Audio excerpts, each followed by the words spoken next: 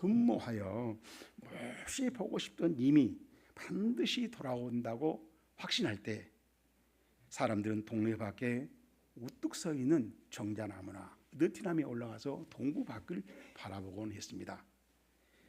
그래서 이렇게 동부 밖 바라보기, 그러니까 누구에게나 공감하였던 정서라서 아예 문자로 만들어서 표현했는데 그게 친할 친자입니다. 설립자 밑에 나무 목자를 하고 그 옆에 볼견자를 했어요. 그대로 말이 그대로 되죠. 나무 위에 올라가서 보는 겁니다. 그리고 그러니까 친구라고 하면은 거기다 예구자를 붙여서 그 나무 위에 올라가서 그 친구가 오기를 애타게 바라본다는 그런 사이가 오래됐다는 거예요. 그렇게 한 지가 여러 번 했다. 그런 사이일 때 친구라고 한다는 것입니다. 자, 이러한 친구라는 의미를 그림으로 잘 담아낸 이가 있었는데 그가 추사체를 창시한 김정희였습니다. 그는 1844년 58세 때 제주도 유배지에서 제자 이상적의 변함없는 의리를 날씨가 추운 뒤에야 끝내 낙엽이 져서 그 낙엽 이파리만 조금 떨어진다는 그런 소나무, 그 잣나무를 그 치조를 그림으로 나타내겠습니다. 그리고 그 그림 옆에 글씨를 써줬어요. 그 글씨가 세한연우지 송백지 후절. 그러니까 세한이란 말은 추운 시간, 그 겨울 시간을 지낸단 말이에요. 세한. 그리고 그렇게 한 연후에 알게 된다. 뭘? 송백을 알게 된다. 소나무 송자, 측백나무 백자에 쪽백나무가 전혀 시들기 시작한 것을 알게 된다. 항상 그러더니 그 겨울이 오니까 낙엽이 몇 발에서 이파리만 떨어뜨리잖아요. 그 모습을 쓴 논어에 있는 말이에요. 이 말을 써서 그리고 이걸 제자 이상적이 준 겁니다. 근데 이 그림이 글을 많이 하는 유학자들이 그림을 간단하게 그려요. 그러나 그 그림에 자기의 생각을 사상을 확 드러낸 아주 뭐 색깔이 이쁘고 그림 글을 잘 잡고 그런 게 아니에요. 그러나 그 그림의 의미를 보면은 사람들이 마음 사로잡는단 말이에요. 그러니까 그런 그림을 문인화라고 그래요. 문인화. 글이 있다는 겁니다. 그런데 이 문인화 중에서 우리나라에서 지금 남아 있는 이 그림 중에서 최고 그림이에요. 그래서 국보 185로 지정돼 있어요. 추사는 안동 김씨 세력과 세력의 싸움에 밀려서 54세 때 제주도로 유배 가서 9년간 연금당했어요. 저도 거기를 가봤는데 가보면 집이 있고 집에 뒤에 조그만 집인데 초라한 집인데 탱자나무 가시로 딱 집을 다 막아놨다는 거예요. 그럼 암시겠죠. 이 가시가 이렇게 가시니까 밖에 나갈 생각하지 말아라.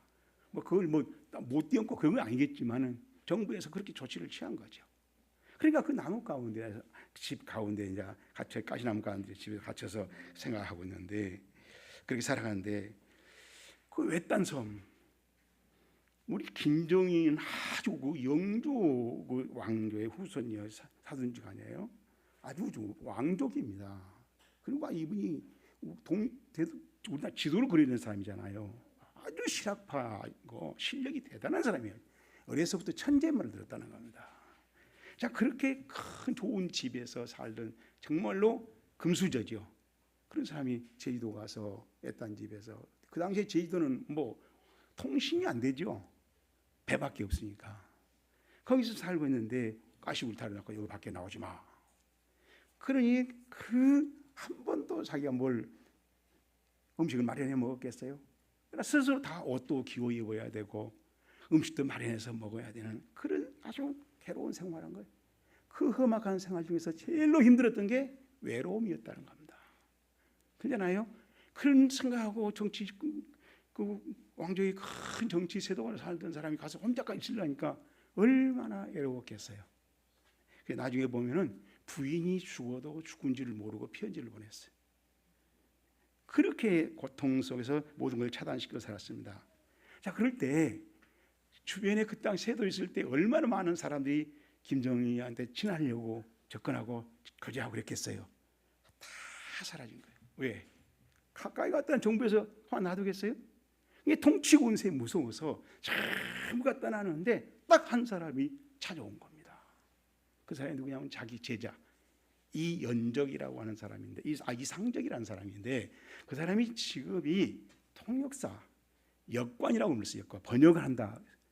우리나라 그때는 이제 중국하고 교회였으니까 중국말을 배워가지고 중국말 통역해가지고 가서 이제 물건을 사오기도 하고, 또 우리 사절단에 가면은 번역을 통역을 해주고 한 사람이에요.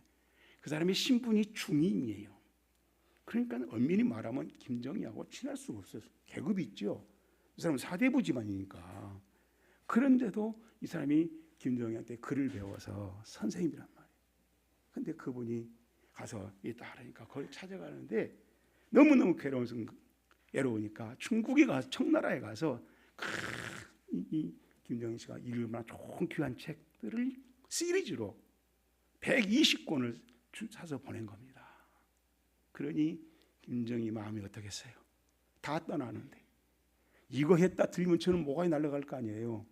그걸 각오하고 책을 사서 보니까 그 감격의 고마움을 그림으로 그려서 제자한테 준 겁니다.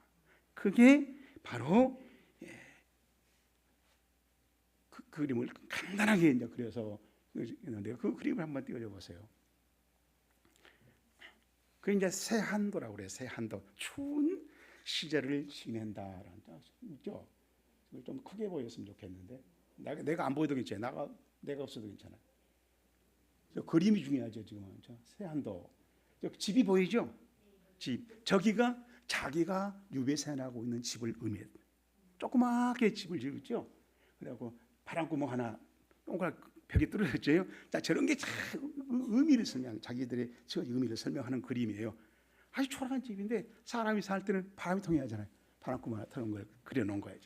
그리고 그 옆에 소나무가 있죠. 소나무 어때요? 젊은 소나무예요? 어린 소나무예요? 나이 많아요? 나이 많은 소나무예요. 근데 저 그림이 소나무 밑에를 보세요. 밑에를 보면 가운데 그림 잘 안 보이죠? 하얗게 돼 있죠? 그게 뭐냐면 햇빛이 확 비치는 거예요. 지금 소나무에게. 그러니까 자기가 노송이지만 늙어서 이렇게 힘없이 제주도에서 유배생활을 하고 있지만 하늘의 태양의 기는 확 받고 있다. 그만큼 내 마음의 의지는, 내 마음의 어떤 정렬한 꿈은 살아있다. 그것을 이제 그림을 간단히 해서 저 밑에 갈 때 가운데를 하얗게 해놓은 거라고. 해가 비치고 있다는 것을 나타내는 그림이. 얼른 보면 우리가 오래된 그림을 잘 모르겠지만 그걸 표현한 겁니다. 그리고 그 옆에 또 나무가 놓서 있고, 그런데 늙었지만은 내가 아직도 푸르름 하나는 잃지 않고 온갖 그 겨울의 추한을 이기고 지금도 푸르고 있지 않냐? 다 늙었어도 가지가 푸르다는 거죠. 그리고 저 건너편에 또 두 개의 나무는 잣나무예요. 이것은 상적, 이산적. 자기 제자, 너도 역시 잣나무로 푸르름을 잃고 꿋꿋하게 서 있구나 라고. 우리가 이런 사이 아니냐? 이 푸르름을, 정조를, 지조를 지켜나가자 라는 그런 의미로 쓴 겁니다. 그리고 이제 거기다 글을 써놓은 거예요. 한자로 써서 찬 세월이 지나간 후에야 잣나무와 손나무, 송백에 그 늙어서 이파리가 몇 개 떨어지는 그 지조를, 그 정조를 알 수 있지 않느냐 하면서, 우리가 어떤 시련이 고통이 온다 하더라도 우리 마음속에 타고 있는 그 푸른 꿈, 그 정의의 정렬한 의심은 우리가 누구도 꺾을 수가 없지 않냐. 그게 나한테 있고 너한테 있지 않냐. 나는 소나무고 너는 잣나무 아니냐 라고 이렇게 의미로 글을 써서 간단하게 그림을 그려서 보낸 겁니다. 물론 그 옆에 이제 그 그림 옆에 이제 그걸 보고 중국의 이상적이 가지고 왔더니 사람들이 보고 감탄을 하는 거야. 조선에 이런 시가 있냐, 이런 시인이 있냐라고 막 찬사를 써놓은 거예요. 그걸 가지고 와서 또 이상적인 사람을 보니까 우리나라에서도 막 사람들이 그다 또 글을 쓴 거예요. 한 20편의 그 찬사문이 쭉 있는 그런 시예요.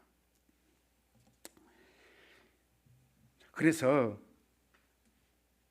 정말 이 추사가 말하는 어떤 환란이 시련이 오더라도 우리 마음속에는 잣나무와 꿈나무같이, 소나무같이 그 푸르름을, 꿈을, 그 의지를, 우리의 그 정열의 정신이 푸르름으로 나타날 수 있는, 어떤 그 추운 겨울에도 꺾이지 않고 나는 이렇게 살아가야 된다 라는 걸 얘기하고 있는 그림이에요.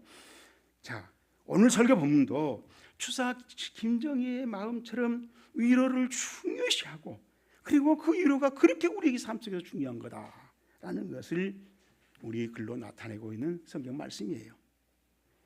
저랑 같이 확인해 봅시다. 우리 설교 보면 6절을 보세요. 6절에 그러나 낙심한 자들을 위로하시는 하나님이 시작 디도가 오므로 우리를 위로하셨으니 그랬어요. 여러분 이 글이 물론 무슨 말인지 금방 알아들었죠? 무슨 말 알겠죠? 근데 제가 새한글 성경을 읽어드릴게요. 새한글 성경에 이렇게 써놨어요. 그러나 풀 죽은 사람들을 위로하시는 분 곧 하나님이 우리를 위로해 주셨습니다. 디도가 돌아오게 하심으로써요 라고 했어요. 풀 죽은 우리들을 위로하신 하나님이라. 여러분, 풀 죽은 사람들을 위로한다는 말이 무슨 말인지 알겠어요? 이건 아주 중요한 말이에요. 지금 이걸 뭘 말하고 있는지를 우리가 알아차야 한다고. 그래야 그 성경이 잘 읽은 거예요. 자, 그러면 먼저 우리 5절을 보세요. 5절에 뭐라 했어요? 우리가 마케도냐에 이르렀을 때, 이르렀어요. 이 말은 뭐예요? 무슨 의미합니까? 장소에 분명히 어디 장소에 일어난 사건이다 말이에요. 내가 마케도냐에 일어난 시간이 있을 거 아니에요. 시간과 장소가 분명한 거야. 실제 사실이야. 뭐 글로 멋있게 쓰는 게 그 감정적인 얘기 아니라는 거야. 실제로 내가 겪었던 일이야. 실제 사실. 이걸 우리 영어로 뭐라 그래요? 요즘에 팩트라고 그러죠. 팩트라는 겁니다. 이건. 지금 고린도후서 오늘 설교 본문은 팩트야.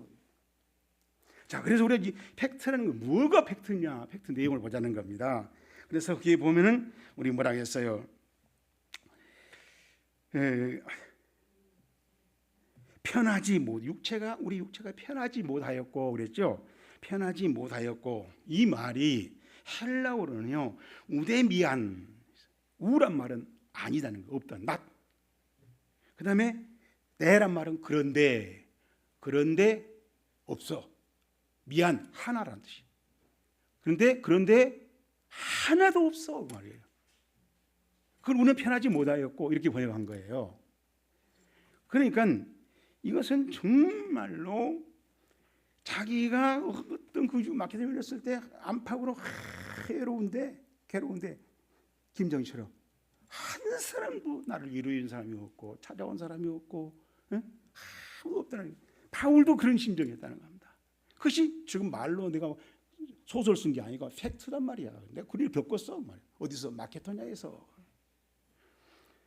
그래서 하였고라고 그랬는데 그 뭐였죠? 편하지 못하였고라고 했는데 이 하였고란 말이 에코란 말은 해부예요. 이게 과거형이니까 해도 가졌었다는 얘기예요. 그래서 우리 새한글로 보면 누린다라고 써. 누리지 못했다라는 게 누리지. 가지고 자기가 뭘 가지고 있어야 될 거 아닙니까? 아무것도 가지고 없는데 또 없다는 거예요. 그런 고통스러운 세월을 자기가 지니고 있었다라는 얘기입니다. 그래서 이 편하다는 말이 아네신이라고 하는 헬라어인데 이 말은요 쉰다는 휴식. 사람이 편하다 쉬어야 힘을 얻고 다시 재창조가 되고 리프레시가 되잖아요. 싱싱해지잖아요. 그러니까 그게 하나도 없다는 겁니다. 한 사람도 없어. 누가 와서 있는 사람이 없어. 아무도 없다는 겁니다. 그야말로 우리 영어로 말하면 nothing이에요. nothing. 자, 그런데 뭐라 하시나? 그런데 어떻게 했습니다? 자, 그런 처지였는데 사방으로 환난을 당하고 뭐라 했어요? 밖으로는 다툼이요 안으로는 두려움이라. 얼마나 지금 정확하게 그림이 보이죠? 환난이 당하는데 안에서는 어떤 일이 생기고 밖에서 오는 환난이 어떻다. 그림 언어처럼 그려져 있는 겁니다. 써놓은 겁니다. 바울이. 그런데 우리 성경에는 미안하지만 이 부분을 놓치고 번역했는데 알라라는 단어가 있어요. 알라. 보통 그러나 반대로 말할 때를 대라고 그러는데 헬라에서는 알라란 말을 더 강조한 말이에요. 그러나보다도 더 강조한 말이에요. 그러니까 우리는 그러나 갖고 번역하면 안 되겠죠. 그런데 그나마도 번역을 안 해버렸어 우리 성경에는. 그래서 이 말은 정말로 뭐 억장이 무너진 어떤 그런 만큼 반전이 됐다는 거예요. 왜 이럴 때 뭐라고 그래요? 우리가 역전이라고 그러죠. 대역전이 일어났다는 겁니다. 그래서 그 역전이 일어나기 전에 엔판티라고 했는데 이건 모든 모든 면에서 어느 면 위에서 옆에서 밑에서 사방에서 자기한테 막 고통이 오는 거예요. 막 사망의 고통이 온다는 겁니다. 그래서 그 고통이란 말을 우리는 환난이라고 번역을 했는데 슬리보라고 하는 말인데 이것은 다만 누르는 거예요. 그 고통이 바울을 확 누른다 막 옆에서 눌러 막 뒤에서 찔러 막 어떻게 해서 우리 어릴 때 뭐라 그래요? 우리는 뭐라 그래요? 우리는 환난 그래요? 여러분 보통 말할 때 뭐라 그래요? 미치겠다 그러죠? 난 미쳐버려 그러잖아요. 그거예요. 지금 글로 쓰니까 환난이라고 그러지 사실은 미쳐버려. 보통 우리가 쓰는 말이 나는 어릴 때 미친다가 나오면 뭐라고 하냐면 환장한다고 그래. 환장은 바뀔 한자 장의 순서가 바뀌어봐. 여러분 어때든가 쫙 대장이 위로 꼭대기로 올라오고 위가 저 밑으로 내려가 해봐요. 심장이 허파하고 자리가 바꿔봐. 어떻게 살아요? 그 정도로 괴로웠었다는 겁니다. 그런데 그 환난을 당한다는 말을 현재 수동태 분사로 써놨어요. 현재는 계속되고 있다는 얘기고 수동태는 지가 한 게 아니고 바울 자기가 한 게 아니고 외부에 누가 와서 환난이 와가지고 제일 괴롭힌다는 거니까 얼마나 고통스럽겠어요. 그 말 하고 싶어도 못하는 거죠. 그렇죠? 외부에서 그 오는 고통이 끊어져야 되는 것이지 자기는 끊을 수가 없으니까 당해야 될 수밖에 없잖아요. 자, 그런 처지였다라는 얘기입니다. 그래서 뭐라니까 밖에서는 자기를 괴롭히는 게 다툼이더라. 안에서는 뭐라고 했어요? 안에서는 두려움이었다라는 얘기였어요.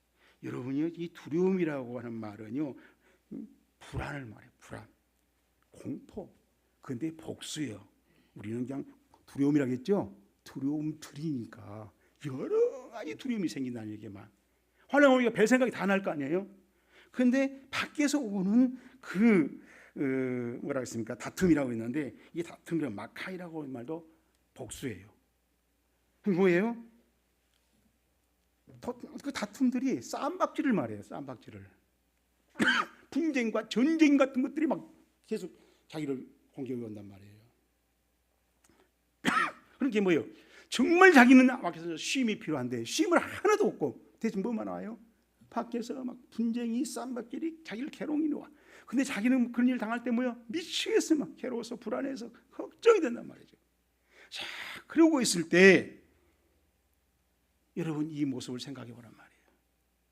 나는 그런 일을 한 번은 뭐 반 번도 안 당해봐서 몰라요. 그런 사람 있어요? 여러분, 저는 일본에서 당했어요. 미치겠어요. 아무도 몰라. 뭐 산모도 어쩌고인데 내가 어디 가면 아니 사람이 이렇게 했는데 왜 병원을 안 데리고 올라갔냐. 자기가 볼 때는 괜찮은 것 같아. 견딜만한 것 같은데 나는 미치겠어. 처음 경험했는데 나중에 내가 얘기하겠지만 하늘이 내리고 땅이 올라오고 막 자고 졸고 하는데 뭐 정말 쓰고 화장실에 어디 비지 끌고 막 자고 구름을 걸음 같은 거 갖고 붙잡고 20분씩 화장실에 변기를 들고 토한단 말이야. 20분 30분씩 식은땀이 나고.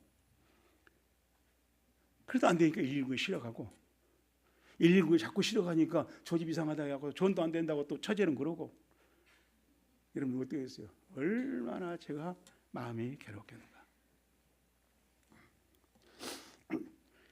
자, 지금 우리에게 바울이 당한 그 고통을 맡겨서 당한 고통을 잘 볼 수 있도록 다 그림으로 보여주잖아요.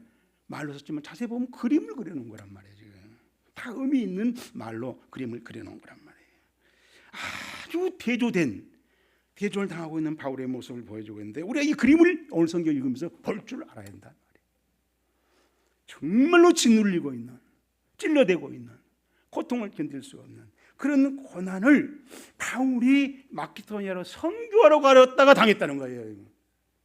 그래서 우리라고 그러잖아요. 혼자 한 게 아니라 선교하러 가서 같이 가서 해보자 하고 으쌰으쌰 했는데 그런 고통을 당해버리니까 얼마나 마음이 괴롭겠어요. 얼마나 창피하겠어요. 얼마나 부끄럽겠어요. 여러분 잘 모르죠? 자도 일본에 전도하러 간다겠다 당할 때 얼마나 괴롭겠어요. 말을 못하고 미치겠지 아주. 하나님 왜 그러십니까? 이런 기도가 절로 나온단 말이에요. 자, 이것은 뭘 말이냐? 나도 우리 선교팀도 마케도니아에 가서 이런 일을 당했다. 그러니 예수 믿는 사람들 이런 것은 각오해라. 나한테만 온 게 아니라 누구한테도 올 수 있다. 라는 얘기예요.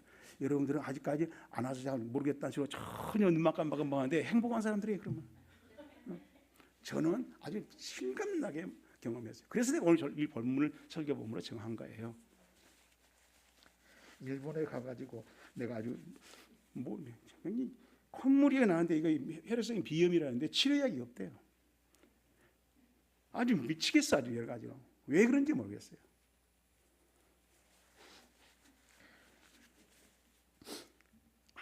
그래서 지금 이제 할 수 없이 일본에서 줌으로 이비인후과 의사하고 아주 훌륭한 서울대 이비인후과 나왔던 분하고 이제 연결이 돼서 줌으로 얘기하는데 얘기를 들어보니 한국에 나오십시오 그러더라고요.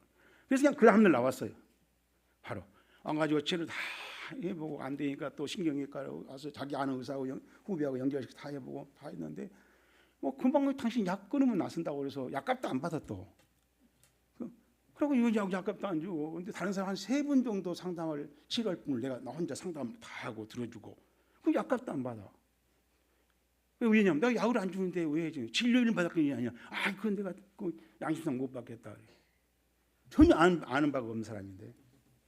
그래도 안 돼서 또 할 수 없이 그 이비인후과 의사한테 사니까 안 되겠다고 대학병원으로 가보자. 대학병원에 갈 데가 있냐? 아니 전 없다 그러니까 그럼 내가 소개해 주겠다. 좋은 의사를 해달라. 그래서 을지대학병원에 갔는데 그 을지대학병원에 가니까 모르겠대요. MRI까지 다 찍어보고 모르겠대요. 정확하게 말하려면 한 1년 후에 다시 MRI를 찍어보고 어떤 변화가 오는지 생기고 얘기했다. 지난번에 우리 화요일날 갔었는데 6개월 후에 오래요. 그날 내가 어지러워서 아니 나 이렇게 어지러운데요. 가끔 어지러워요. 그럼 어떡해요? 이 약 줄 테니까 어지러울 때면 먹으세요. 그래. 내가 속으로 네가 의사냐 그러고 싶어. 그래서 할 수 없이 제가 이제 한방 찾아다닌 거예요. 침 찾아다니고 뜸 찾아다니고 뭐 한방. 그래서 지금 근데 다행히 금요일 날부터 지금 컨디션이 좋아졌어요 지금. 네, 오늘은 지금 제가 그래도 거의 한 90% 제정신으로 지금 설교해요. 요한계시록 1장 9절에서 11절에 보면 이런 말씀이 있습니다. 여러분 관심 있는 사람 찾아보세요. 나 요한은 너희 형제요 예수의 환난과 나라와 참음에 동참하는 자라. 하나님의 말씀과 예수의 증언을 하였으므로 말미암아 이유를 밝히죠. 왜 그랬다고 했어요? 예수를 전도하는 증언이 있기 때문에 내가 이런 일을 당했다. 어디에? 밤모란 섬에 있었더니 죄날에 내가 성령에 감동되어 내 뒤에서 나는 나팔 소리 같은 큰 음성을 들으니 이르되 내가 보는 것을 두루마리에 써서 에베소, 스무나, 두아디라, 사데, 빌라델피아, 라오디아 교회 등 7교회에 보내기라 하시기로. 자 여기에 섬에 있었더니 이 말을 새한글 성경에 이렇게 번역해놨어요. 섬에 유배되어 있었습니다. 전도하다가 전도했다는 이유 때문에 유배당했다는 거예요. 김정희처럼 밤모라는 섬에. 그 밤모라는 섬은 기온차가 너무 심해갖고 생물이 못 살아요. 밤에 너무 춥고 낮에 더우니까 생물이 못 사는 데를 거기다 죽으라고 갖다 놓은 거죠. 자 거기서 하나님이 성령을 감동해서 편지를 써서 7교회 보내라고 사명을 준 거예요. 그러니까 정말 이 사도 요한도 편치 못하는 환경에서 하나님이 일을 시킨 거죠. 그러면서 그 일을 하러 가는 그때 사도 요한의 심정을 생각해 보란 말이에요. 거의 바울과 막상막하죠. 전혀 경험한 바가 없어서 무슨 말인지 공감이 안 돼요 하는 그런 눈빛인데 여러분들 참 행복해 보입니다. 그러나 오늘 설교를 들어놓으면 그런 고난을 당할 때 많은 참고가 될 거예요. 자 그러면 지금까지 설명한 성경 정보를 가지고 설교 본문을 살펴보면 고통을 당할 때 어떻게 하면 하나님의 위로를 받으면서 사명을 감당하게 되는지 3가지 정도 그 비결을 찾아낼 수 있는데 오늘 저와 같이 함께 찾아봅시다. 설교 본문 6절 보세요. 그러나 낙심한 자들을 위로하시는 하나님이 시작 디도가 오므로 우리를 위로하셨으니 그랬어요. 자 여기서 이 그러나라고 우리는 번역했죠. 근데 헬라어로 보면 그러나 호세오스 직역하면요 그럼에도 불구하고 그 하나님이 이런 뜻이. 그냥 우리가 한번에 특별히 자기가 경험했던 역전시켜준 그 하나님이 뭘 했느냐. 그래서 NIV 뉴 킹 제임스 성경에 보니까 Nevertheless God 네버슬레스란 말은 그러함에도 불구하고 하나님께서 이렇게 번역했어요. 이 본문을 지금 제대로 살려내려고 애를 쓴 거죠. 그냥 대충 그러나가 아니에요. 이건 충분히 고통스러운 한계가 인정한다. 그런데 거기서 하나님이 어떤 일을 해버리더라, 대역전을 시켜버리더라 라는 얘기를 지금 하고 있는 겁니다.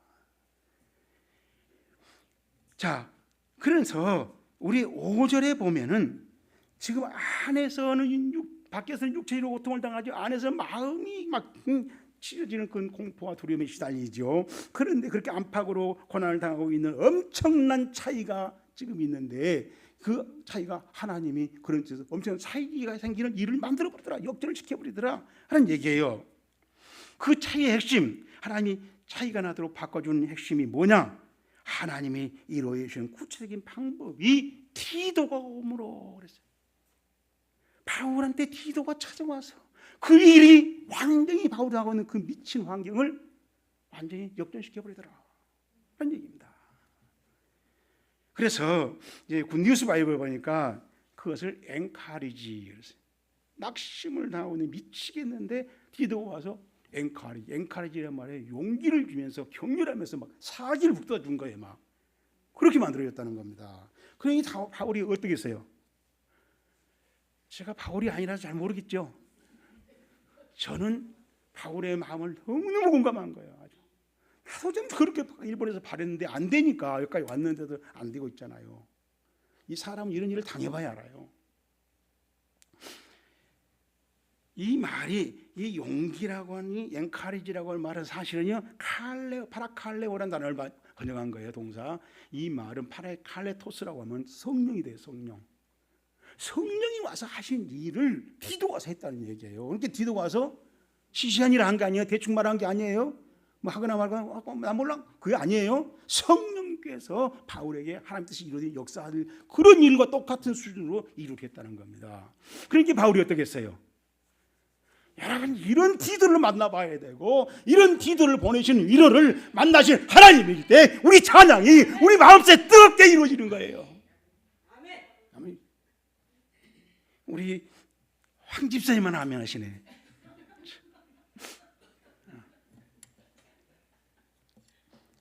그러면 바울이 디도를 만났을 때 그토록 엄청난 위로를 받은 이유가 무엇일까요?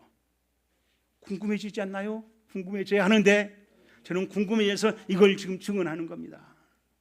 디도는 고린도 교회에서 갈등 수습과 헌금을 담당한 일꾼이었어요. 고린도 교회에서 이 일을 맡았는데 뭘 맡았어요? 갈등이 나면 수습을 해야 돼. 그리고 헌금을 담당하는 우리 재정 집사, 재정 담당이었단 말이에요. 그런 일을 맡고 있었습니다. 자, 고린도 안에 그런데 바울을 비방하는 교인들이 생겼어요. 그리고 어떻게 했어요?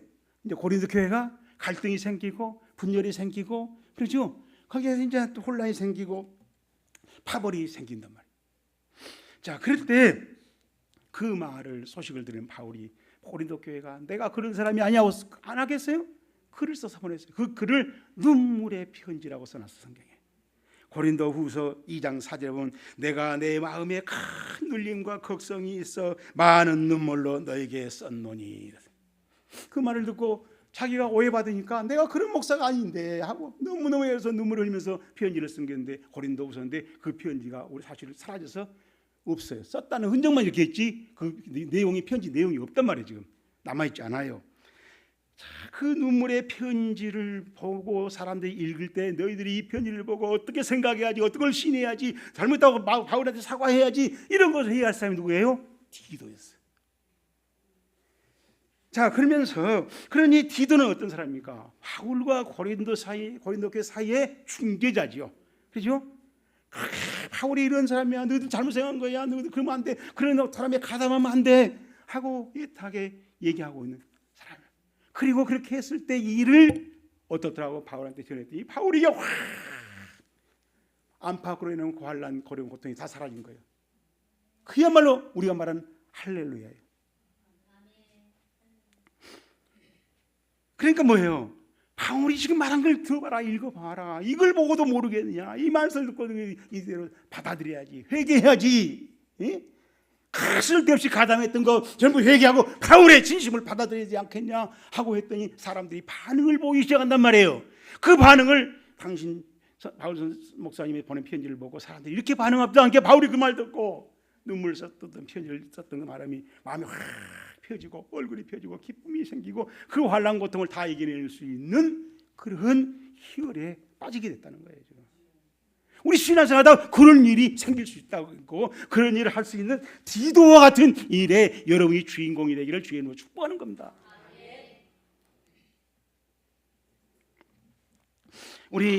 제가 고린도서 8장 19절을 보겠습니다. 이뿐 아니라 저는 동일한 주의 영광과 우리의 원을 나타내기 위하여 여러 교회의 택함을 입어 우리의 말을 은혜의 일로 우리와 동행하는 자라.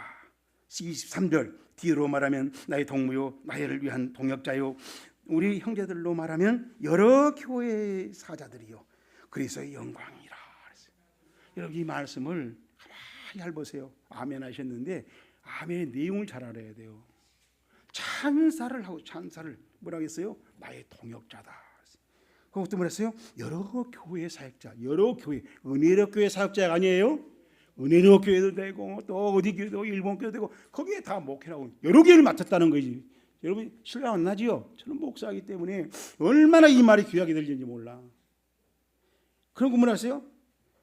그리스도의 영광이요. 어떻게 사람이 그리스도의 영광이 되냐고요. 디도가 어떤 일을 하고 어떻게 살았으면 하나님의 영광이라고 그리스도의 영광이라고 말하겠어요. 그러니 디도가 보이죠? 디도가 어떤 신자였을까? 집사람은 어떤 집사였을까? 장로라면 어떤 장로였을까? 권사라면 어떤 권사였을까? 보인단 말이에요. 여러분요, 제가 이 새한글 성경으로 19절을 읽어드립니다. 새한글 성경으로. 그뿐 아니라 그는 우리의 성김으로 모인 이 은혜의 헌금을 가지고 갈 우리의 여행 동반자로 교회들이 지명한 사람입니다. 고린도 교회 우리 헌금을 딴 데 보내줘야 되는데 그걸 두고 가려면 책임 사람 골라야 될 거 아닙니까? 그때 디도가 뽑혔다는 거예요. 당신 안 믿으니까 이 돈 가지고 와서 전해주시오. 뽑혔다는 거예요. 그러니까 디도가 어떤 사람이라는 걸 우리 알 수 있죠. 이런 말로 봐서. 그렇죠? 자, 그리고 우리 이제 고린도전서 16장 17절 18절 제가 읽어드립니다. 내가 스데바나와 부드나도와 아가이고가 온 것을 기뻐하노니 그들이 너희의 부족한 것을 채웠음이라. 그들이 너희와 나와 너희의 마음을 시원하게 하였으니. 그랬어요. 사람이 어떻게 시원하게 해주냐고요. 시원하게. 왜 시원하냐면 채워줬기 때문에. 여러분 이 부족한 것이 꼭 있어야 게 없단 말이에요. 꼭 필요한 데 없어. 근데 그걸 이 스데바나 부드나도 아가이고 와서 채워주더라는 겁니다. 그걸 채워줌을 받은 사람은 마음이 시원했다는 거예요. 여러분 이 시원했다라는 말은 사실은 우리 한글 성경에 의역한 거예요. 집어넣은 거예요. 언어에는 그냥 공급해줬다, 채워줬다. 채워줄 때 받는 사람이 너무너무 마음이 시원한 거예요. 안 그러겠어요? 여러분 그런 일을 당해봐요. 꼭 필요한 데 없어. 우리 자식한테 있었는데 없어. 누가 우리 어머니한테 꼭 필요한 데 없어. 그럴 때 누가 와서 줘봐요. 얼마나 마음이 기쁘고 즐거운지. 그런 일을 바울이 당했다. 누가 했느냐? 세 사람이 나오죠. 세 사람. 스데반 집사, 또 부드나도 아가이고가 속을 뒤집고 낙심시키고 하는 그런 일에 가담하지 말고 용기를 주고 격려를 주고 위로를 주고 새 힘을 주는 그런 사람을 만나고 그런 사람이 되면서 그런 사람으로 신앙생활을 해보자는 것입니다. 왜? 하나님은 사람을 통해서 역사하시니까. 아멘. 두 번째로 7절 말씀입니다. 7절 말씀에 그가 온 것뿐 아니요 그가 너희에게 시작 받은 그 위로로 위도하고 그랬어요. 이 말을 잘 보세요. 뭐라고 했어요? 위로를 했다고 그랬죠? 근데 어떻게 위로하더라고요? 받은 위로를 먼저 위로받고 그 위로를 가지고 와서 또 다른 사람한테 위로를 해서 위로를 만들어낸 거예요. 이게 뭐예요? 디도는 먼저 위로받았어요. 그래 그걸 아멘하고 할렐루야 감사하고 한 게 아니라 그걸 가지고 다른 사람한테 가서 위로해 주려고 가지고 와. 그래갖고 그 1호 사건을 말해. 그러니까 그 사람이 역정이 된단 말이에요. 1호를 만드는 사람이었어요. 1호를 생산하는 사람이었어요. 여러분 오늘 설교 은혜가 됐습니까? 집에 가서 은혜를 만들라는 겁니다. 열세 동안 일터에 가서 은혜를 만들라는 거예요. 그 사람이 누구예요? 디도 집사였어요. 디도 권사님이었어요.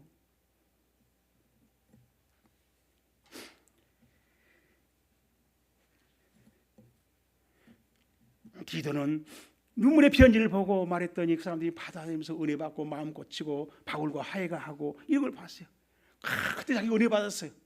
그걸 보고 바울한테 가서 얘기해 주면서 바울이 또 은혜 받게 만들더라는 겁니다. 우리 마태복음에 보면 5장에 뭐라 했어요? 화평케 하는 자는 하나님의 아들이라 일컬음을 받을 것이요. 화평케가 뭐예요? 화평케? 우리 쉽게 영어로 피스메이커예요. 메이커가 만드는 거죠.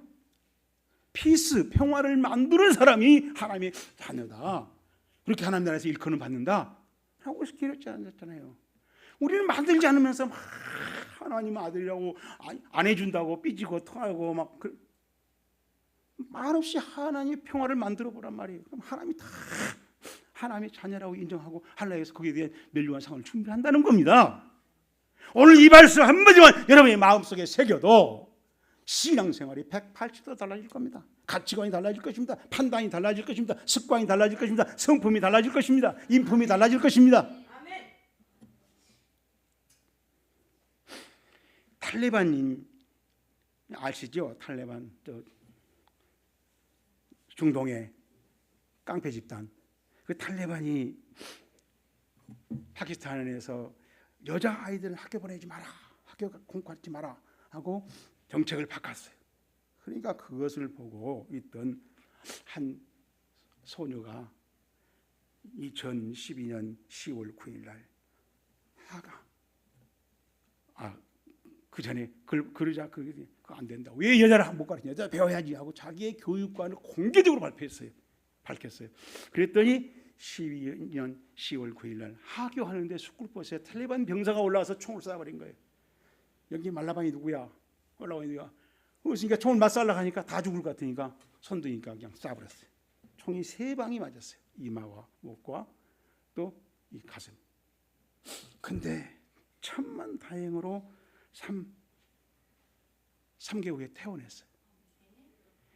퇴원하고 나서 이는 바로 UN 본부에 가서 증언을 하고 또 다양한 매체들과 인터뷰를 하면서 교육의 필요성을, 교육의 중요성을 그가 역설했어요.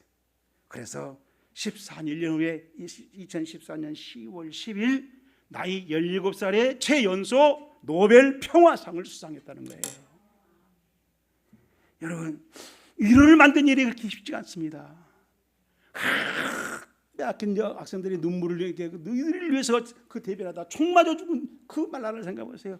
그렇게 어려운 일을 가면서 결국은 쉬지 않고 병원에 가서 쓰러졌다가 치료가 나와서 또 외치기 시작해서 그것을 높이 평가하고 노벨 평화상을 준 거예요. 우리가 이를 만든다라고 하는 것은, 하나님의 영광을 받게 한다라고 하는 것은 말로 쉽게 되는 게 아니에요. 말을 쓰는 희생과 고난 속에서 내 신앙의 양심을 속이지 않냐고 우리가 정의를 행하게 나아갈 때 위로가 생기는 것이고, 그때 하나님이 영광을 받으신다는 거예요. 내가 안타까운 것은 그런 영광을 가지고 없고 앉아서 박수만 치려고 그래요. 영광. 내가 볼 땐 그런 하나님이 그런 박수 영광을 별로 안 받으신 것 같은데 왜 이렇게 우리 한국교회는 좋아하는지 모르겠어요. 오늘 찬양 예배 때 제가 그 영광에 대해서 성경에서는 어떻게 말하고 있는가 박수 치는데 한 군데도 없어. 그걸 제가 찬양 예배 때 밝히려고 원고 준비해 왔어요.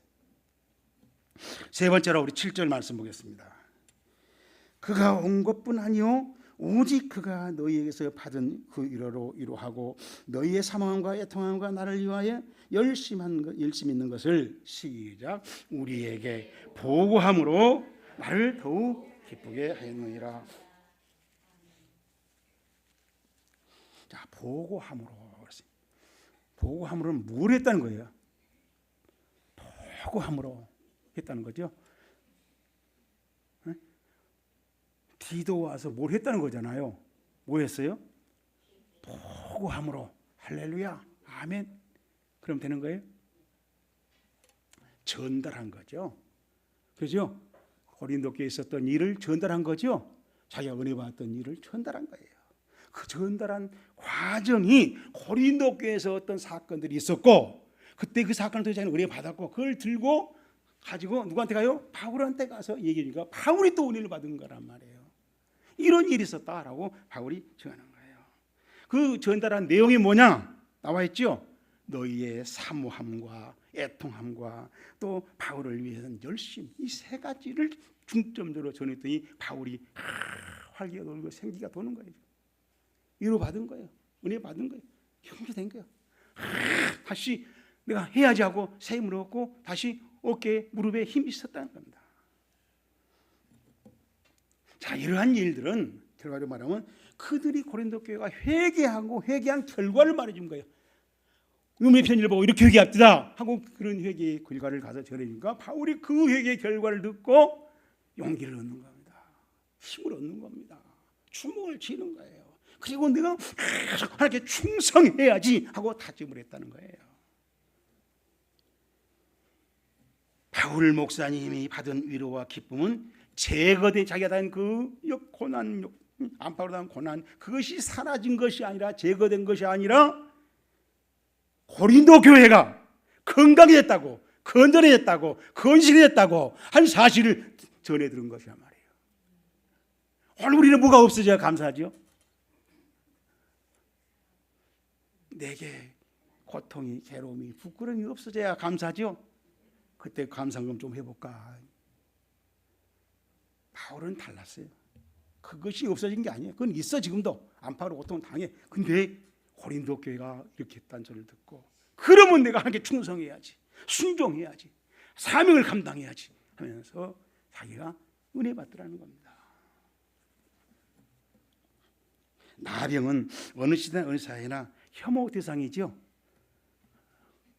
나병을 한 번도 안 봐서 모르겠어요? 그런데 나만 장군이 자신의 나병을 고쳐보겠다고 소문을 듣고 당대의 최고의 선지자 엘리사를 찾아갔습니다.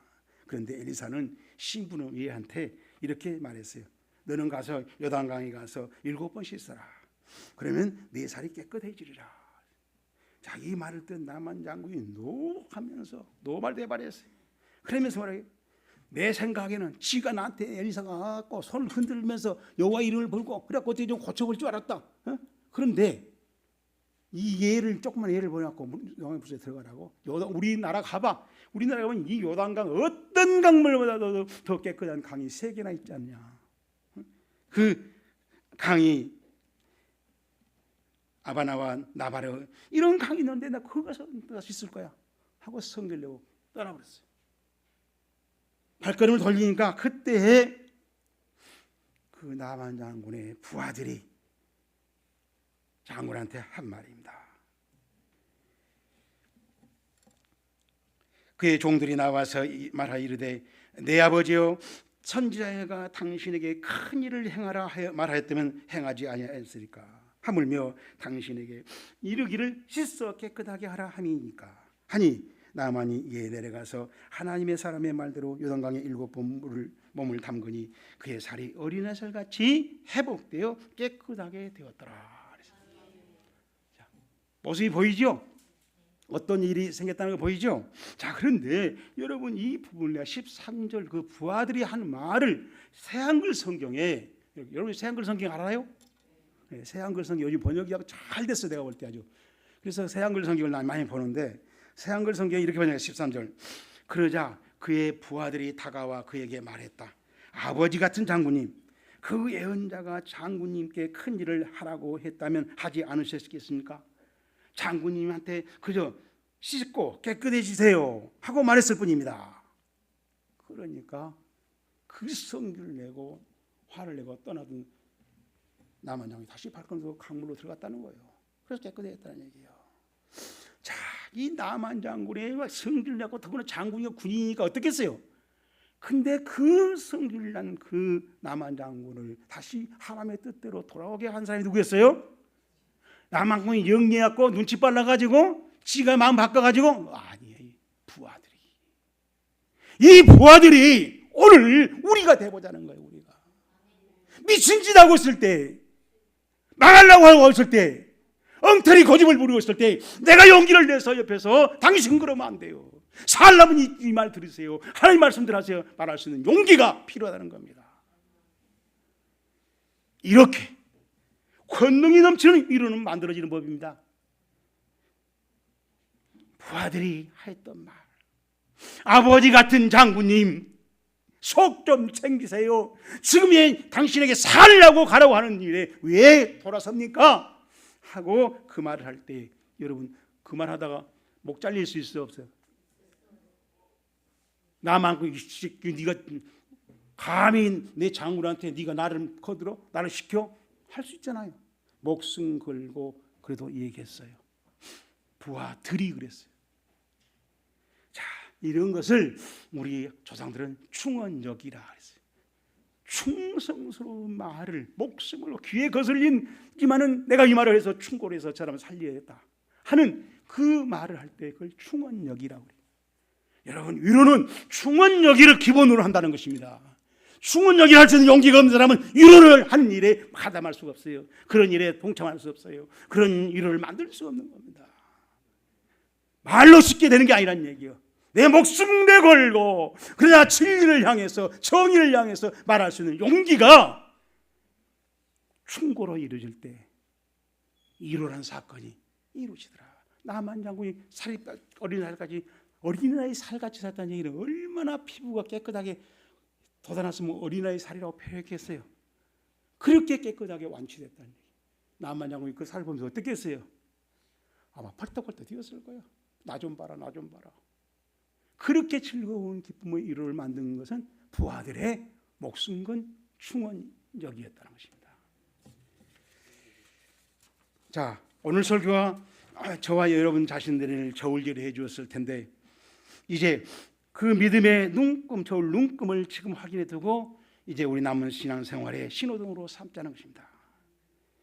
바울에게 고통을 역전시켜 위로해 주신 그 주인공은 물론 하나님이셨지만은 실제로 위로한 사람은 디도였습니다. 나만 장군에게 나병의 인생 역전을 이루게 한 그 역할이라도 그의 부하들이었습니다. 유배살이의 외로움에 빠져서 정말 시달리고 있고 세상을 한탄하고 있을 그 주사에게 통치권세의 눈치를 극복하고 외국에까지 가서 귀한 책 120권을 구해서 그를 보내줬던 그 위로의 사람도 제자 이상적이었습니다. 위로에는 위로하는 사람이 있다는 것입니다. 명심하시고 우리도 이제는 위로하는 사람으로, 위로를 만드는 사람으로, 위로를 생산하는 사람으로 신앙생활을 해보자는 것입니다. 하나님 아버지, 오늘 또 우리는 디도를 생각해 봅니다. 나만 장군의 부하들을 생각합니다. 그리고 추사에게 120권에 된 귀한 책을 사서 보내줬던 제자 이상적을 생각합니다. 그들은 다 위험을 무릅쓰고 각오하고 자기의 고통을 각오하고 자진해서 자원해서 위로를 만들었습니다. 아버지 하나님, 오늘 이 설교를 애우지 말고 이 설교를 들었다고 잡아하지 말고 여기에 해당자가 될 수 있도록 성령님께서 우리의 마음을, 우리의 생각을, 우리의 판단을 주장해 주시옵소서. 예수님 이름으로 간절히 기도드립니다.